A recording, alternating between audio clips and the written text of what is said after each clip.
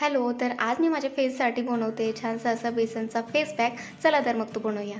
तर सगळ्यात पहिले मी एका वाटीमध्ये घेते 1 चमचा हे बेसन, थोडीशी यात टाकते मी हळद आणि थोडंसं यात घेतलेलं आहे मी ही दही.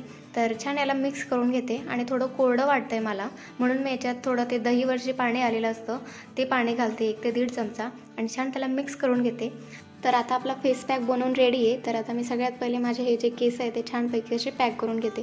तर आता मी हेअरबँड लावून घेतला आहे आणि आता आपली जी रेमेडी झालेली होती त्याला मिक्स करते आणि आपल्या चेहऱ्यावर, मानेवर छानपैकी ते लावून घ्यायचं आहे. या रेमेडीने जे पण आपल्या चेहऱ्यावर, मानेवर पिगमेंटेशन झालेलं असतं ते बऱ्यापैकी दूर होतं.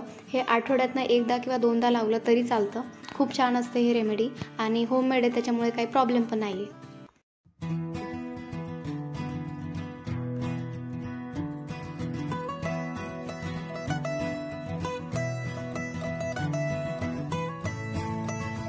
तर आरूला आहे ना, मी आता इथे थोडं घाबरत होते, पण तो सारखं लांब सरकत होता आणि फेस पॅक माझ्याकडे जास्त झाला होता, म्हणून मी इथे थोडं आरूच्या पप्पांना लावून दिलं होतं आणि आरूसारखं ते बघत होता की काय लावलं आहे पप्पांनी.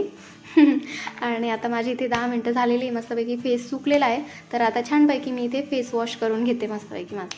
तर आता फेस वॉश झालेला आहे आणि तुम्हाला माझ्या फेसवरचा ग्लो दिसतच असेल. आणि आता मी लावते मॉइश्चरायझर. तर माझ्याकडे आहे पॉन्ड्सचं लाईट मॉइश्चरायझर जेल. तर माझी स्किन हे खूप जास्त ऑइली, त्याच्यामुळे मी हेच वापरते आणि तुमची पण जर ऑइली स्किन असेल तर तुम्ही हे जेल फॉर्ममध्येच वापरायचे जे पण प्रोडक्ट वापरणार. तर आजचा व्हिडिओ तुम्हाला कसा वाटला हे कमेंट करून नक्की सांगा आणि चॅनलवर जर नवीन असाल तर सबस्क्राईब करा. भेटूया नेक्स्ट व्लॉगमध्ये. तवर बाय.